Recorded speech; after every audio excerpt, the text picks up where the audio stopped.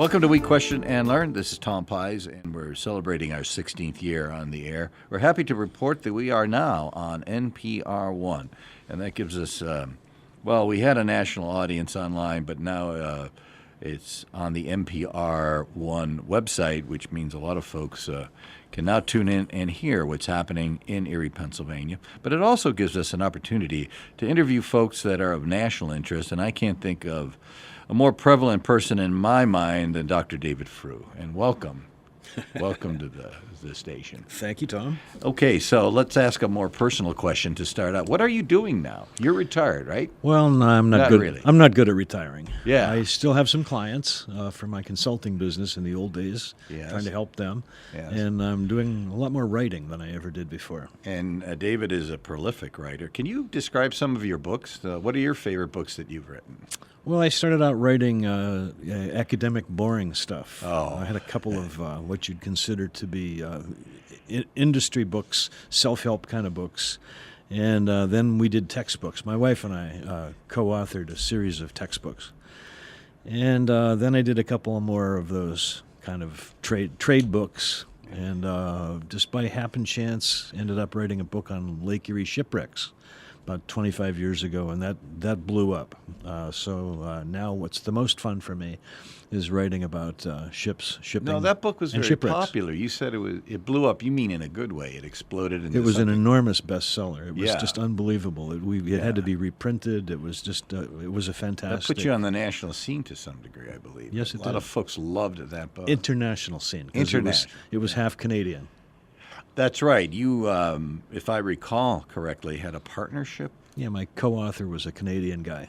and you would travel up there, or they would reciprocate with you. Well, I fell in love with Port Dover years and years and years ago. It's sort of my second home. Still go there a lot. Yeah, that's quite an interesting place to be for folks who've never visited. It's a good place to go visit, right? It is. Not many people live there, though. No, it's a small But it has a small big town. influx of folks at a certain time of year. I thought there was a big event that goes on up there. The Harley Davidson Friday the 13th motorcycle ride-in is unbelievable. They'll get most times 40 or 50,000 people So they come go into the from town. 4,500 or 9,500, Not some that number many. like that, Not that to 50,000. Oh, not even. Oh no, no, it's, maybe we're talking maybe 1,800 people that live there. that live there. It's the size of Edinburgh. Oh my gosh! And suddenly, where do you put 50,000 people? Everywhere. Everywhere. And there's no place for them to stay overnight. But Port Dover has a good feeling for you because it's part of your documentation of the story of Lake Erie. And it's a family connection for me. My kids and I went there many times a year for years, for decades. So yeah, I having grown up in Buffalo, a lot of Buffalonians like to traverse the North Shore of, Yes, they of do. Lake Erie, and that had a lot of historical value for you as well. It Yes. enabled you to do some extra research. Yeah, and I became good friends with the very talented fellow that ran the museum there. There's a really terrific museum, the Port Dover Harbor Museum. Okay. And we became great friends. And during my time running the Historical Society in Erie, Yes. and having a museum to putz around with, Yeah. he and I used to do exhibits together. We'd open it up at his place and move it to my place, or vice versa. Boy, talk about Canadian-American relations being embellished. What a great project that was. It was fun. Yeah. And so the book, your bestseller, how did that all end up? It still sells? I was working for the Canadian government at the time. I had a Canadian studies program going at Gannon. Oh. And they were after me to write. And they were more interested in me writing stuff that would be popular than stuff that was published in refereed journals. And so I hooked up with this fellow on the other shore who was a shipwreck guy and a shipwreck aficionado, very low tech, no tech at all, actually. Really? And he wasn't a very good writer either. He had written a book, but he was an awful writer, actually, and he hated the process of writing. So we used his skills and his experience and my writing ability, and I brought some science to the project, and we put together what at the time was a very high-tech piece of work. That's wonderful. Now, you have a big project right now. What's your big project today? I do. I'm in the midst of writing the definitive and extensive history of Presque Isle, before and after it became a state park. And the manuscript we have has almost 300 pages of text without pictures, and there'll be lots of pictures. So this is blown up into a monstrous project. Forgive me, I'm not allowed to be promotional, but I've got to say there's been a lot of stories told about Presque Isle, but I'm not sure anybody's really gone in depth to the real story behind. That's correct, Tom. And not only that, loads of the stories that have been told about Presque Isle are wrong. They're flat out wrong. Fairy tales. Well, they're not fairy tales. They're urban tales. Urban tales, that have no basis. My favorite is that all the people that were buried in Graveyard Pond.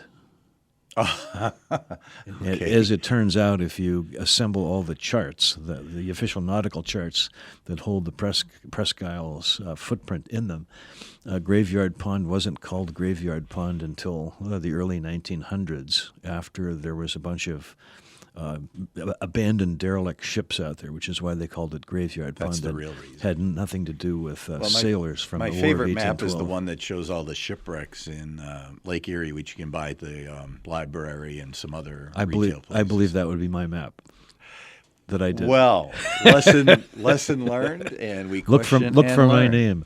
And you did that. Well, Dave Stone has one that covers from the north side of the lake his way, and mine covers from the center of the lake to Erie. That had to have been an overwhelming project. How did you manage to get all that information? The scientific way to do it is to go to Lloyd's of London, that charted all the shipwrecks. They were in charge of wrecks everywhere, including in the Great Lakes. And that their interest in the Great Lakes was that the trade route from Buffalo to Detroit was the busiest trade route in the world. Yes. During the time just before and just after the Civil War.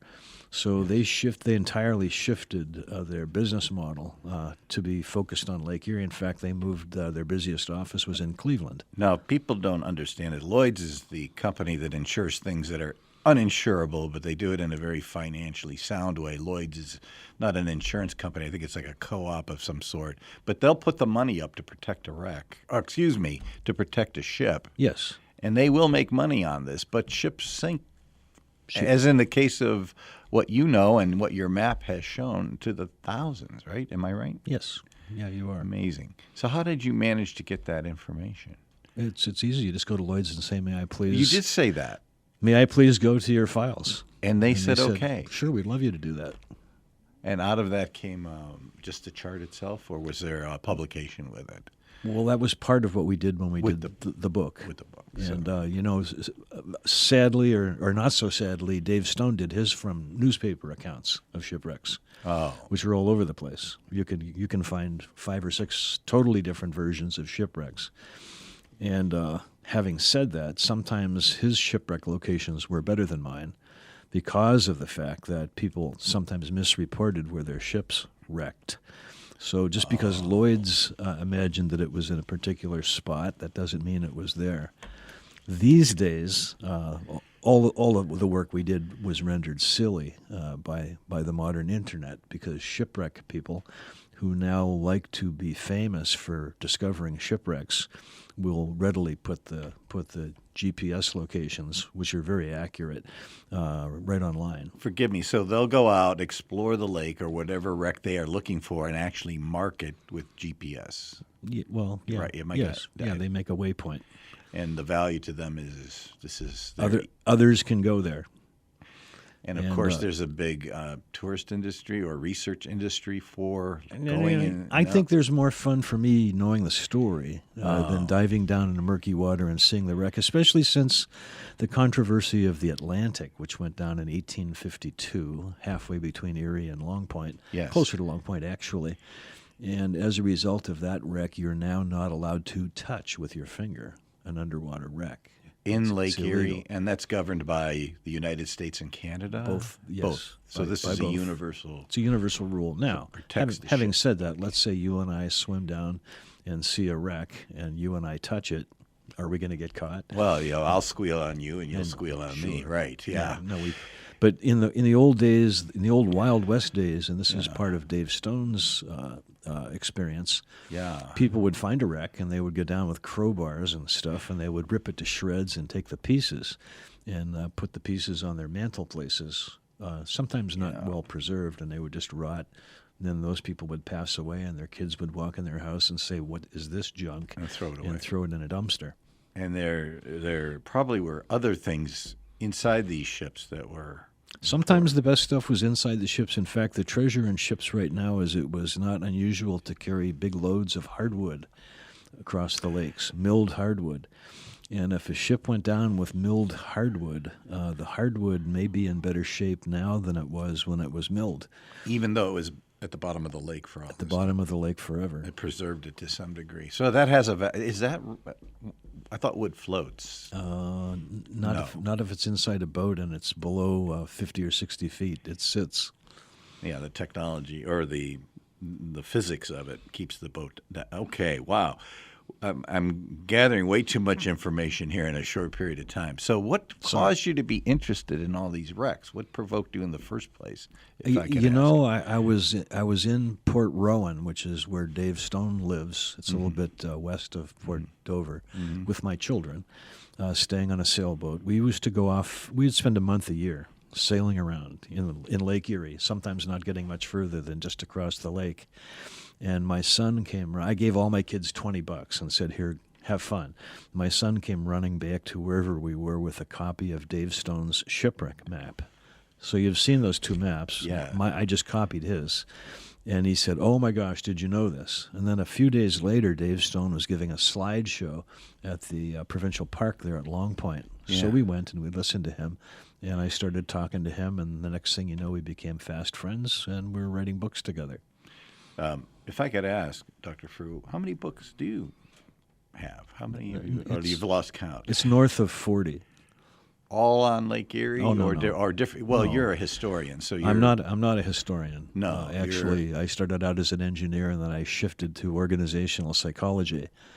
So if you would read the criticisms of my books, somebody would say, "This isn't a historian. This is some sort of a psychologist trying to apply modern organizational principles of psychology to shipping and shipwrecks," and they got me there. Well, I apologize for the historian nomenclature. Well, it's okay. It's an honor for people to think that I'm a historian because I really do like history. So you're a researcher. You're the epitome of someone who understands exactly what's going. Or you try to understand exactly what happened. I pride myself, and if I took anything away from my graduate work, my doctorate and postdoctorate, it was learning how to learn.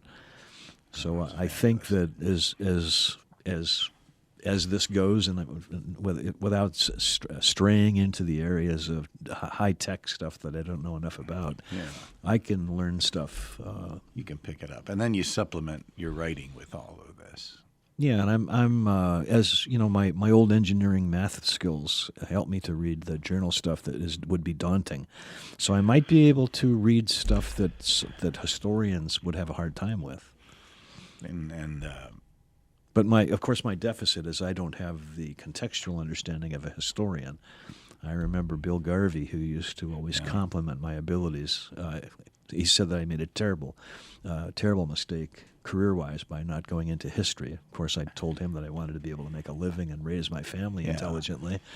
And Bill Garvey, bless his soul, could rattle off the years and dates of emperors and presidents and European conflicts, and I don't have those skills. So, of all the stories that you saved up, garnered, journaled, what's your favorite one? Gee whiz. I think my best book of all times, which not everybody would agree with, is a book called Long Gone, which is the story of the Marquette and Bessemer that set out from Conneaut, Ohio, with a load of coal cars, railroad cars. There's no coal in Ontario. So to get coal, they would send it in railroad cars from West Virginia, Ohio, and Pennsylvania to Conneaut. That's right. And then they would roll those railroad cars onto what they'd call a car ferry, because a car ferry was invented before cars. That's exactly right. There were 4 sets of tracks, and they would put 32 cars on there, and they'd send the cars across the lake. They'd unpeel the cars, take them to wherever coal was needed, and then they put empties on and bring the empties back. And this I think, didn't Andrew Carnegie decide he was going to build a steel mill or tried to build a steel mill right where that was happening? Not only is he going to build one there, but he was going to build one here. He came and made a bid on Presque Isle in the 1800s.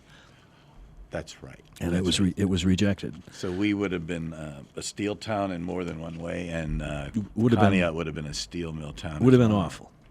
Yeah. And he decided when he came here that this town was owned and operated by a small group of folks that were protecting themselves from invasion from the outside, and that would have been... Well, that rumor keeps exaggerating itself. Yeah. The Reeds and the Scotts, yeah. And the Tracys and all those guys. Yeah. They didn't want Carnegie here, and Carnegie just decided it'd be easier to go to a place which was totally undeveloped, Conneaut. Yes. And almost as good as being in Erie, maybe in some ways better because it was closer to the center of the lake. He built the rail line, didn't he? Didn't he get it as far as building the rail line up? Yes. Yeah. He did. And is that in any of your stories? That Yes. seems to be of interest to you. Yeah. Yeah. So we avoided the steel crunch eventually.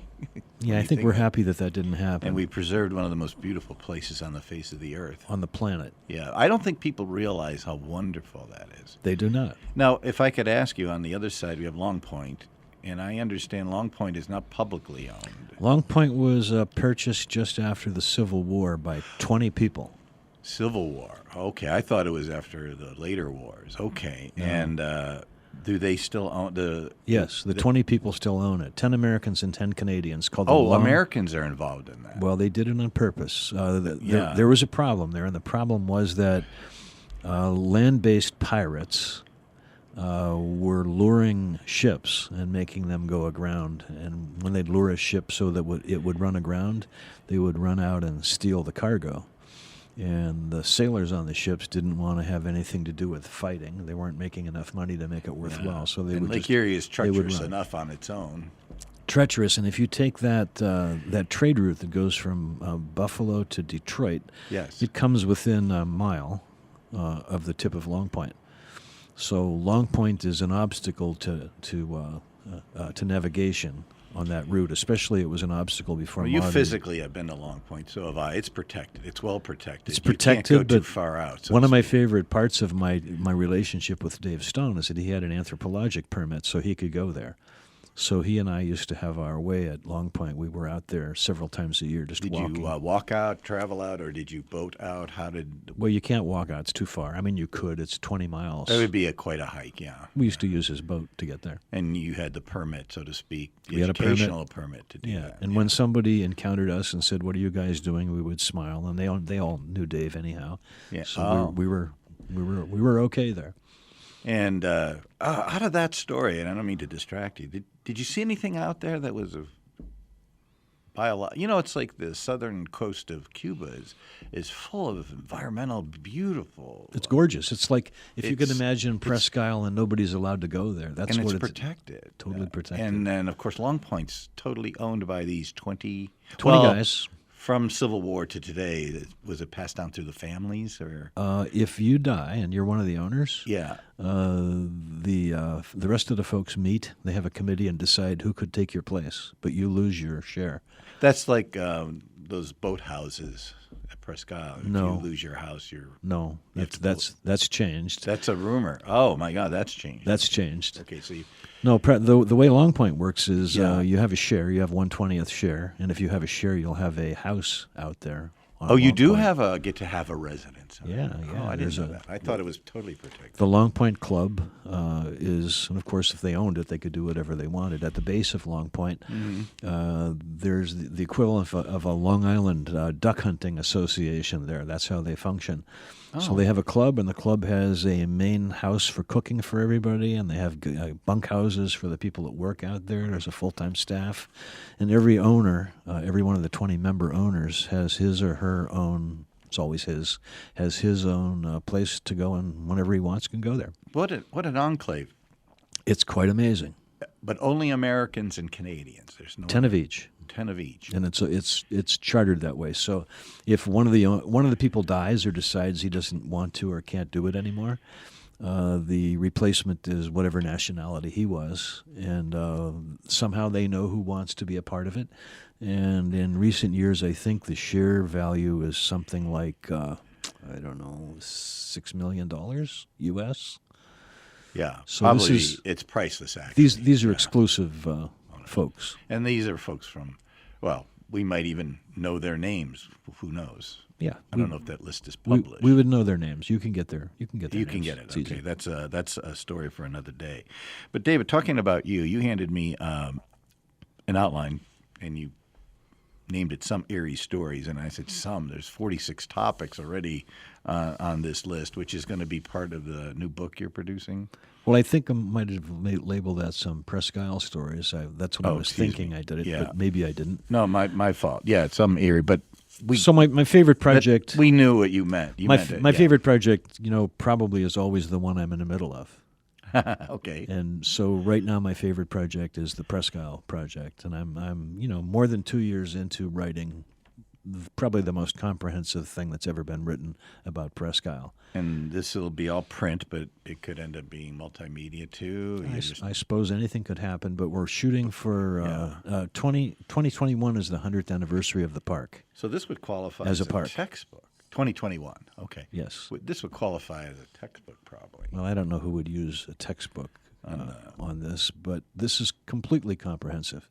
It goes from geology and sandspit succession through the early abuses of the place, who owned it and who didn't own it, and the fights to make it into a federal and then a state park, and the modern problems of high water. Yeah. Oh, can we talk about? Do you mind talking about that for a couple of minutes? Now, we note that the we could water's talk pretty about high. that. The water is very high. And I don't think I've ever seen it that high, if ever. You've never seen it this high. Okay, so that's correct information. That's correct. And your thoughts on that? What is that? How does that impact the park?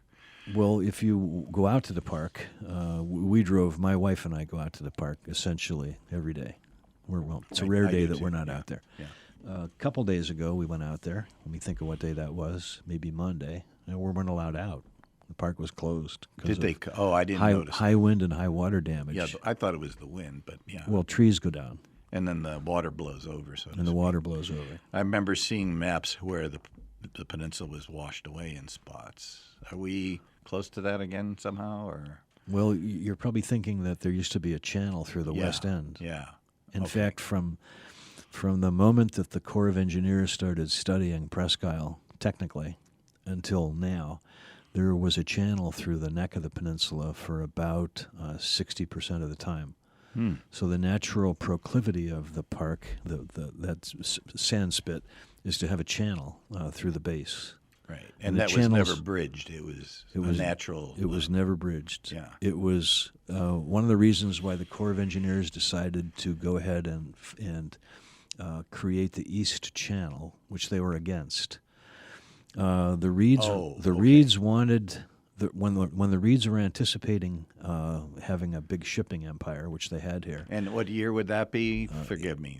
1830s and 40s, early 1800s. pre-Civil War. Yeah. And they also anticipated the creation of a canal from Erie to Pittsburgh. Right. They were keen on getting the federal and the state governments to do all the infrastructure work for them so they wouldn't have to pay for it. They were smart that way. Yeah. And they went to the Corps of Engineers, which was not as sophisticated as they are now. They could not dredge in those days. They could scrape. But the Corps of Engineers was developed as a West Point artery to help on the battlefield to create forts and barriers to protect the people that were fighting. And the other stuff that they started to do in peacetime, stuff that we think of them now, dredging and keeping canals open, that's something that they came to later. So the Reeds got the Corps to come here, and they said we have to have a channel into our harbor. And they said, well, why not just put it where it already is on the west side? Oh, okay. And the Reeds, at best, there was a 50 feet deep, 100-foot wide channel, perfectly navigable through the west arm of Presque Isle. That was the best of the channels. There were several different ones. And episodically, when the water would go up, the channel would get bigger. When the water would go down, the channel would sometimes just disappear. And the Corps of Engineers said, no, we want to put it on the west, not on the east. The Reeds were east-centric, 'Cause remember, they were looking at the trade route from Buffalo to Yes. Detroit, thinking if somebody from Buffalo is heading for Detroit, if they get all the way past Presque Isle, they're not going to go through that Western Channel, turn around and come back up, especially if they're in a sailing ship. That's right. Yep. So we want the channel on the east side, and they fought, and they fought, and they fought. And what finally turned the Corps of Engineers around was when there was so much traffic going through that channel that the shipping people were demanding either a light ship or a lighthouse to be put there. And they decided it would be cheaper to try to seal that up and put the channel where it is now. Fabulous story. Good story. These are great stories. Now, I have 46 topics I could touch on with you here. Let's start with an overview of the Presque Isle project. And I was teasing that there's no way, and I immediately want to grab onto 10 of these because these are excellent stories. But yes, let's talk about the project that you're doing. Talk about the overview. What's your thoughts? A couple of years ago, my wife and I were in the midst of a crime spree.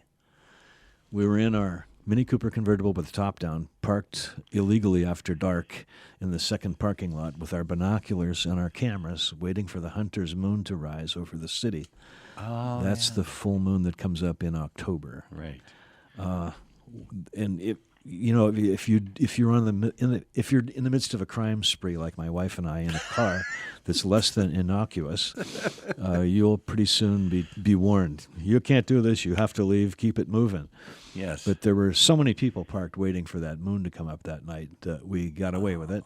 And the moon came up, and we're sitting watching. And as the moon is coming up, Marianne, who is my co-author on lots of books, Oh, wonderful. and a great colleague, other than being, the person that I've loved for 54 years and lived with, said to me, "Okay, I know you. You just finished your last book. What are you thinking about writing next?" And I said, "I'm thinking about doing something on Presque Isle, which is meaningful to us because we go there all the time.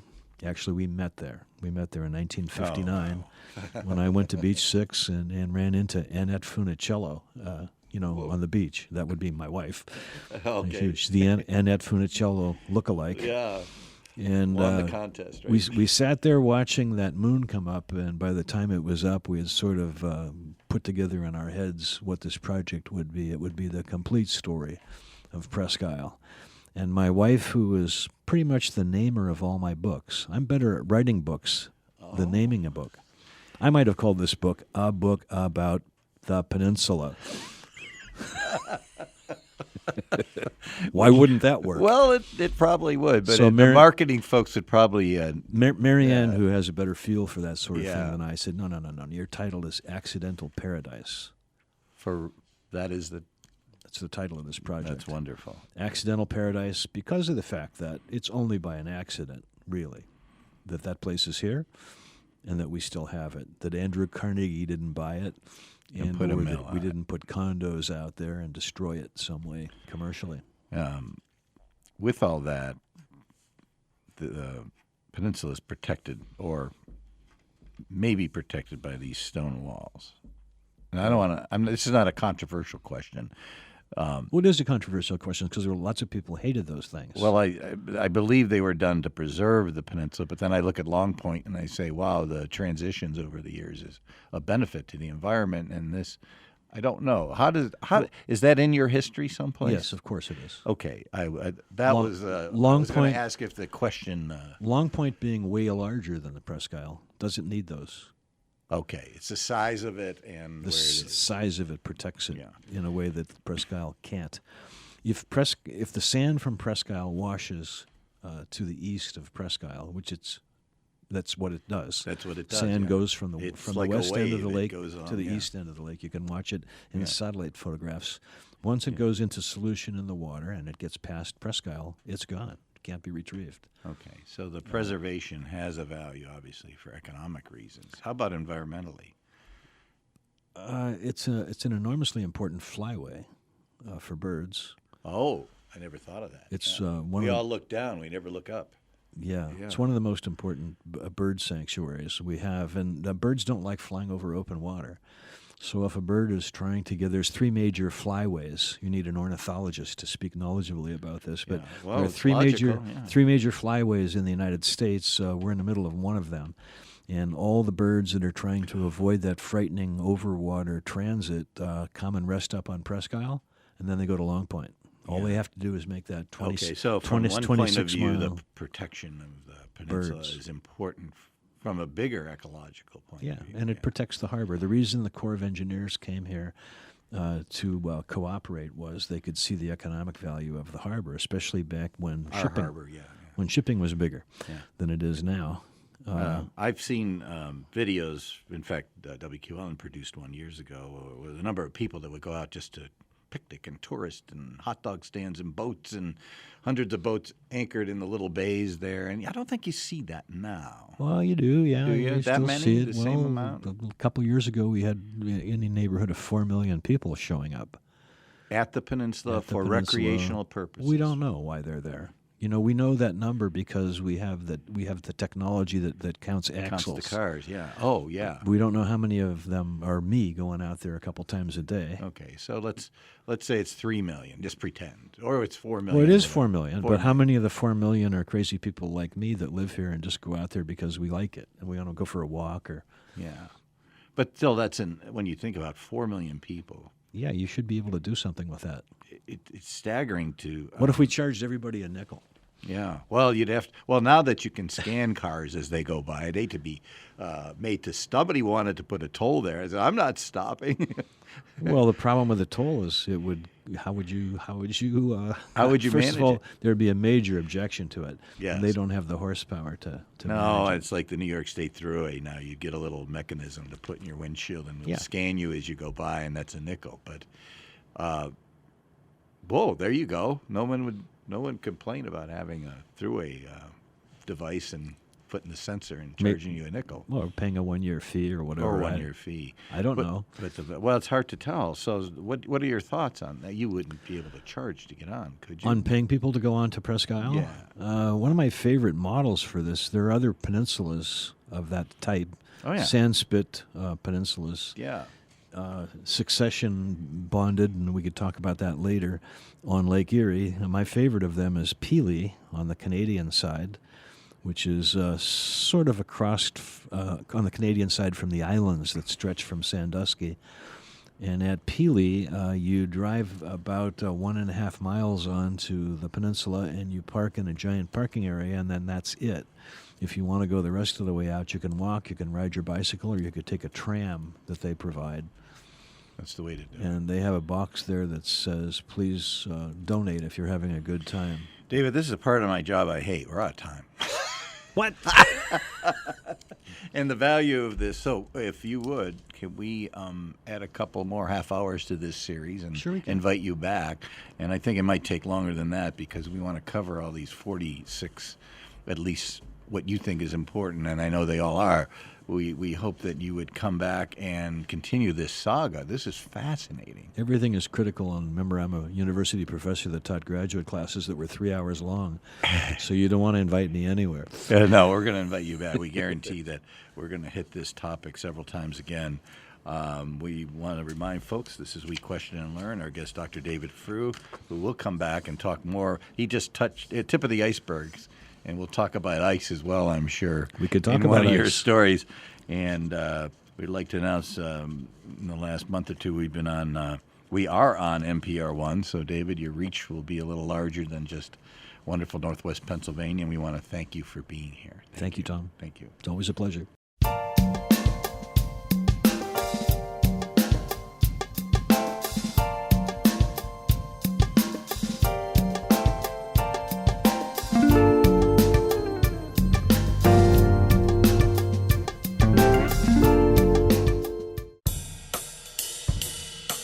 I'm Michelle Martin. These days, it seems like just about everybody is choosing sides and doubling down on talking points. Here at NPR, we try to cut through the noise with meaningful and respectful discussions with people from all perspectives, backgrounds, and walks of life. Join the conversation every weekend on All Things Considered from NPR News. Saturday and Sunday afternoons at 5 on WQLN Radio. Hi, this is Jeff Hanley, host of Jazz Happening Now. Each week we listen to some of the latest jazz recordings, and I think you'll be thrilled by what today's jazz musicians are doing and saying. The recording industry has changed, but the music is as alive and as vibrant as ever. The future of jazz is happening right now, if you just listen. And please do. Sunday night at 6 on WQLN Radio.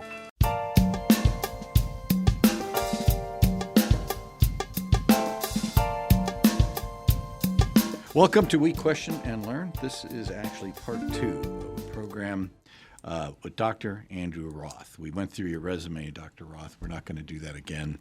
We found your outline on a program series coming up that you graciously called American Tapestry. You had a reason for calling it that.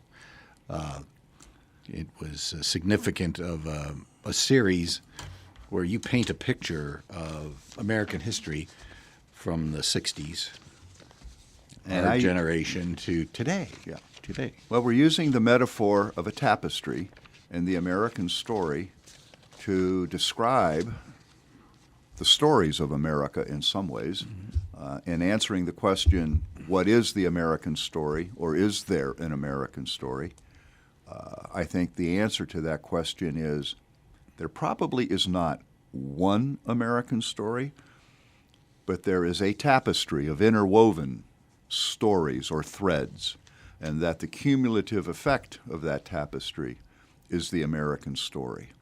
Some of those threads are more important than others, but all of them are required to hold the tapestry together, for lack of a more elegant phrase. As you mentioned in the last half-hour interview, and by the way, by the time we record this and broadcast this, folks can go back to the WQLN/We Question site and listen to your last broadcast. They can actually listen to your last We Question and Learn hour-long interview, which alluded to all this, which was a fascinating outline of a presentation that you did at the Chautauqua Institution, a heritage lecture, and that was in July of 2019, right, as time goes by here. But your outline, the concept of a tapestry, is that you're telling a series of stories. People like that. People understand stories.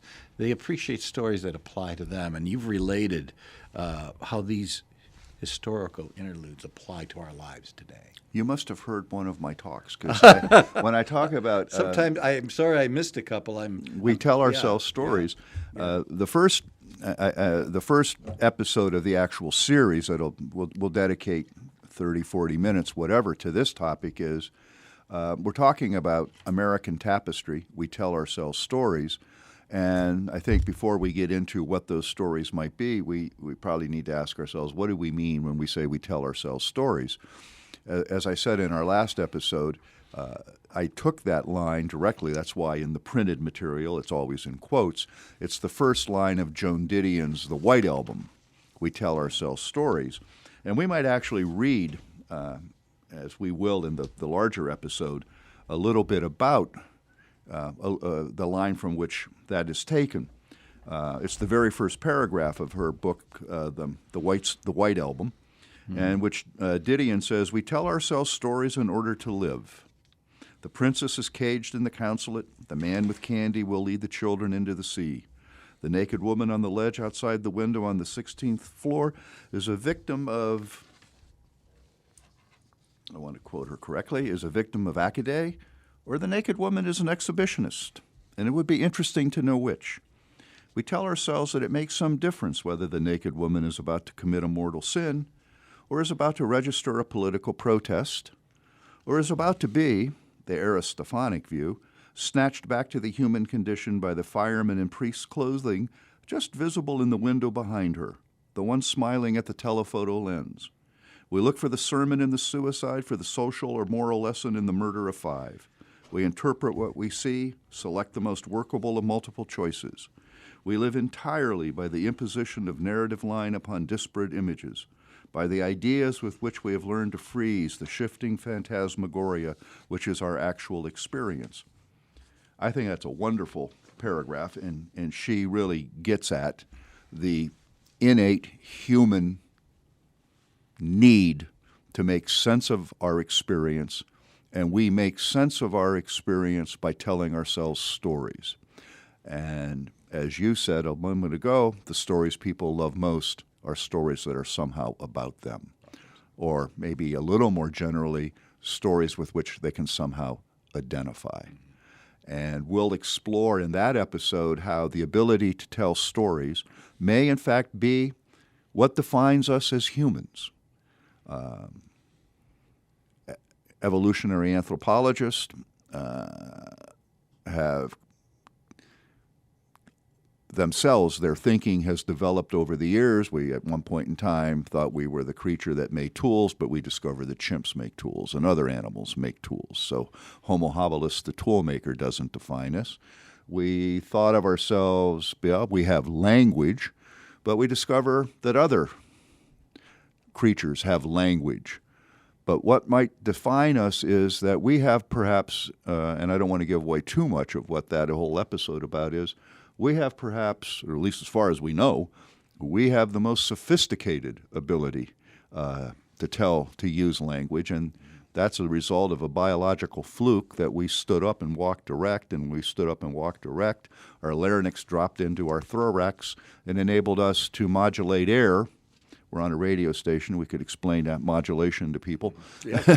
Of course, most people aren't hearing this over the air, I suspect. This will be, so modulation's no longer, I'm just giving away my age in some ways.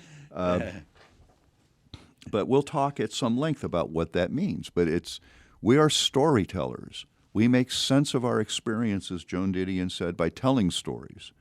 And therefore, it's very important to know what stories we're telling.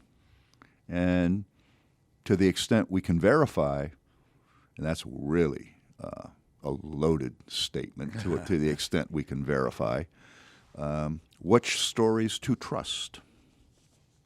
As we hear these stories, they all coalesce into American history itself. And you've managed to find a way to tie some of the more prevalent and more important episodes of American history.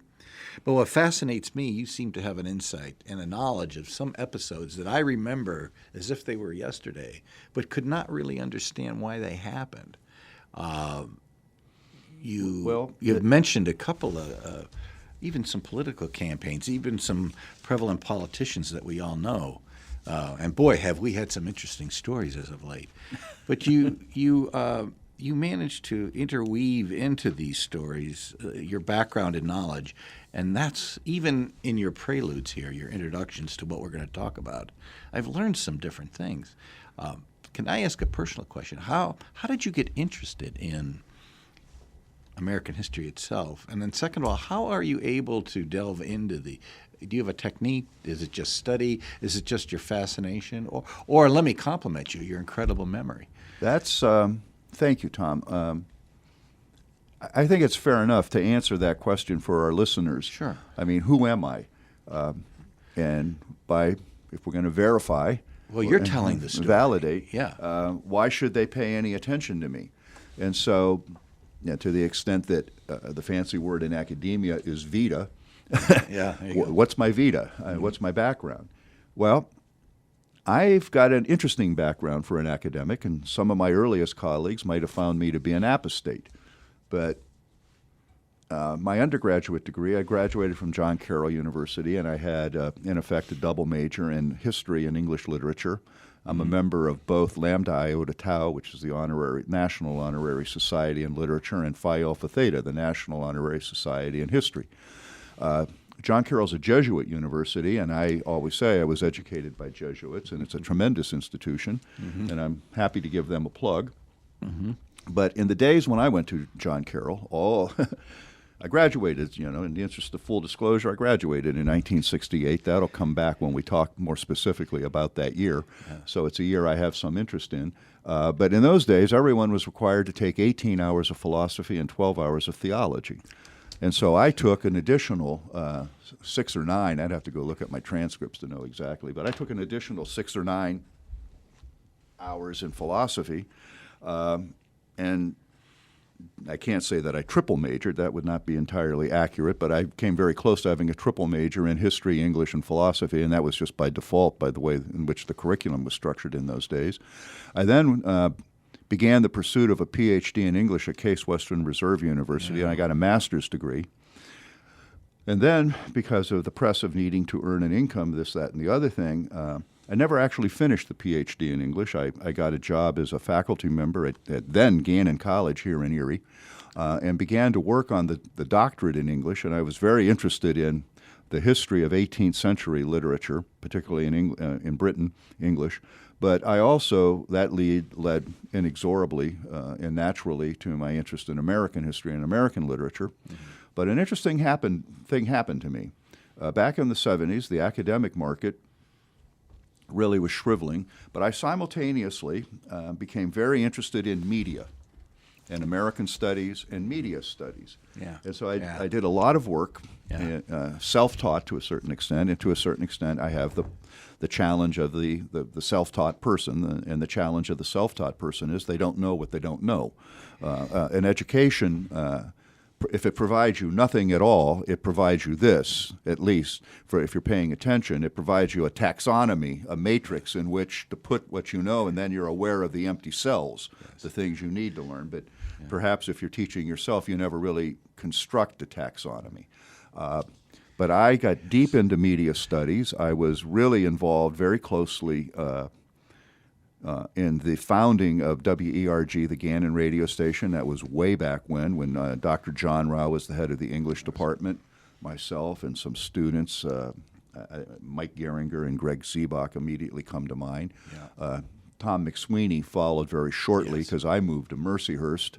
And then at Mercyhurst, I taught English and media, interestingly enough, and I founded the Mercyhurst Communications Department. And I actually founded WMCE, and I was working on, in an act of youthful hubris, I was going to go to Carnegie Mellon and get a Master of Science in Mass Media, and in an act of youthful hubris, I said, well, I don't want to do that. I already teach all these courses. And that's true. I had, developed all of these courses on my own. I mean, that's one of the Jesuits always said the purpose of an education was to teach you how to learn, and I hopefully have been a good example that their philosophy of education works. I know how to go about it. And so I got deep into media. I founded the communications department. I taught communications. I mean, I taught everything from mass media and popular culture to the history of film to documentary video. I actually taught, back in the days, your engineer will find this amusing, of porta-packs. And the porta-pack was about 2 times as big. I'm pointing to not even quite sure. Little amplifier. A little amplifier on the table here. And the porta-pack was 2 or 3 times as big as that and had reel-to-reel videotape. Yeah, suitcase, And it was a suitcase. Yeah. And as I was involved in all of that, I began to discover that the business of media was, in fact, business in some ways. And so I went back to Gannon now as a student and got an MBA in marketing and strategic planning. And for many years then had an academic career. I left the faculty and I was an administrator. And you ran through my vita in the earlier episode, but really quickly I was tenured as a faculty member in 3 departments, English, communications, and business. But also, as an administrator, I was a director of admissions, dean of enrollment, vice president of enrollment, vice president of academic affairs, dean of the college, and then, as you pointed out, concluded that career as the president of 2 institutions. And along the way in there, I got a PhD in public policy and higher ed finance. So you might be asking yourself, how does all of this tie into this? Well, let's go back to my undergraduate degrees and my first master's degree. You don't have to scratch real deep to discover a liberal arts person who loves literature and history. And so in some ways, in my 3rd or 4th career, whatever career this is, I'm returning to my roots. So one of the things and I have some very good friends who are, much more formally trained historians than me, and I've talked with them about this, and I say, at times I say, what am I doing with this? So, for example, you mentioned the speech on at the Chautauqua Heritage Lecture I did on American tapestry on July 5th. Well, the day before, David Blight, who is the biographer of Frederick Douglass and one of the great historians of our time, gave a marvelous July 4th talk about Frederick Douglass. And I thought to myself, a little bit of imposter syndrome perhaps creeping in. What am I doing? You know, I'm the next speaker. And as I read David Blight and Jill Lepore and Eric Foner, and I just go through the Rolodex, these people are more or less my contemporaries, and I say I can't catch them if I wanted to because I look at their their research. I mean, I literally, I would run out of time. But I had another career that was immensely successful, and so what I see as my role is, and I've talked with a number of people, is my role in some ways is returning to my roots, what I love, and being kind of not an interpreter, but a facilitator of conversations about the work that these great scholars are doing, that we'll refer to them repeatedly in the series, hopefully be able to interview a number of them and gain their insights. And so my background, though, is to really get at the issue is I'm deeply read. I'm a readaholic. I do have all of the academic, background. But what I'm really interested in is understanding where we are and using the one thing that I have that those folks don't have is I have this rather complex across the board. So if we want to talk about media, I can talk about media. If we want to talk about literature, I can talk about literature. If we want to talk about historiography, I can talk about historiography. If we want to talk about public policy, that's what my PhD's in. We can talk about public policy. If we want to talk about business and finance, we can talk about business and finance.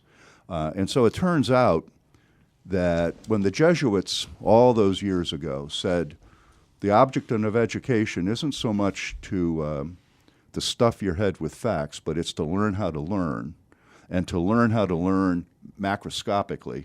I just made a gesture, and we're on radio and a podcast, but wide range. I think, and I can't say I set out to do this. This is, life happens as it is. As it turns out, this is how my life unfolded. I bring to this discussion a wide range of knowledge and interests, and also the self-awareness to challenge myself and to go and find the people who actually know this in great detail, to check with them, either literally call them up on the phone, which I'm looking forward to doing, or to do a deep dive into their work, to check my sources. Jill Lepore, for example, has, I think, one of the best and most succinct definitions of history. History is the art of making an argument about the past by telling a story accountable to evidence. And what I would like to think we'll be doing in this series is we'll be telling stories about history that are going to be accountable to evidence. So as we talk about American tapestry, we tell ourselves stories. We'll be exploring these things, but they're going to have to all be grounded and anchored in evidence, documented evidence that can withstand, to use a more down-to-earth line, and that's an esoteric academic line, that can withstand the light of day. I thought your resume, forgive me, it's much broader than a resume, your education, your outlook on life, so to speak, was important in building a foundation underneath this program, because there's a lot of folks that just read documents. They broadcast, so to speak, and I won't get you started on today's media, but the fascination for public broadcasting to me is that you do have this depth of knowledge and this sense of reality, yet you'd like to replace each piece into an American story. Yes. That people can understand, so that when someone tunes into some topic in the program, and we'll not have time to go through them all, but on a couple of these, if I'm looking at your favorite is American music. Yes. And if you could tell us your thoughts about integrating American music into your history story. What's your thought there? What's your thought? Well, music is, I actually think, and well, this will get a reaction, but maybe not anymore. It's probably not as controversial a statement. It's not even a controversial statement. He just won the Nobel Prize in Literature a year or two ago. I think, for example, that the greatest poet of our generation, although I'm a big Mary Oliver fan, and Jack Gilbert, who's just died, I think the greatest poet of our generation is probably Bob Dylan. And you can't really understand contemporary America unless you understand unless you understand American pop music, and perhaps all the way back into the 19th, even 18th century. But of course, the recorded music is only the early 20th century to the present, although you have the sheet music, etc., from the past. Yep. But a lot of the pop music, if you want to use that phrase, from the past is gone. And so to understand this era, and then when we get down to the age of rock and roll, you really can't understand that music. So one of the episodes we'll be looking at is music, music, music. And when we look at 1968, I think you can really get a glimpse, if you will, of the culture wars. And this could be the whole episode, Tom, or maybe even two. Just look at the Billboard Top 100 for 1968. And just by looking at the Billboard Top 100 for 1968, you get a flavor of the quote-unquote culture wars, because you have everything on the Top 100 from the Mills Brothers, Herb Alpert and the Tijuana Brass, Burt Bacharach, to the 19th Street Fruit Gum Company, and I think I just butchered their name, but they're not important, but I'm talking about Bubblegum Rock, to Cream, to Jimi Hendrix, to James Brown, to the Buffalo Springfield. And so by just looking, and I'm working from memory right here, so I need, when we get to that episode, we'll have the Billboard 100, and hopefully we'll have the ability to do at least some snips of that music. But if you look at the music on the Billboard Top 100, it's like a window into the cultural stress of that era. And so you can't really understand that era without understanding the music.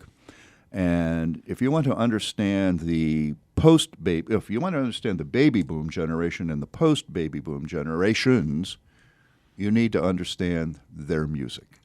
You've just guaranteed thousands of listeners to this program and hundreds of broadcasters who have lived that. It's part of their life. Bob Dylan was a source of inspiration for both. People say that poetry has died. Actually, this is the greatest era, arguably, in American literary history and poetry. There's more poetry being written, and because of the online, because of the web, being published, if not literally, virtually published, than maybe ever. And as in anything, perhaps 90% of it, maybe even 95% of it, should have probably never escaped the drawer. That's right. The old line about the amateur who writes for the drawer and writes for their own edification, which is wonderful. And there was a time when they didn't get past an editor, but now it's all over. But if you look at it now, there's just wonderful work being done. A lot of that work is done in academic circles, interestingly enough. Yes. I think the real work is, and it's a form of poetry, is the lyrics of pop music.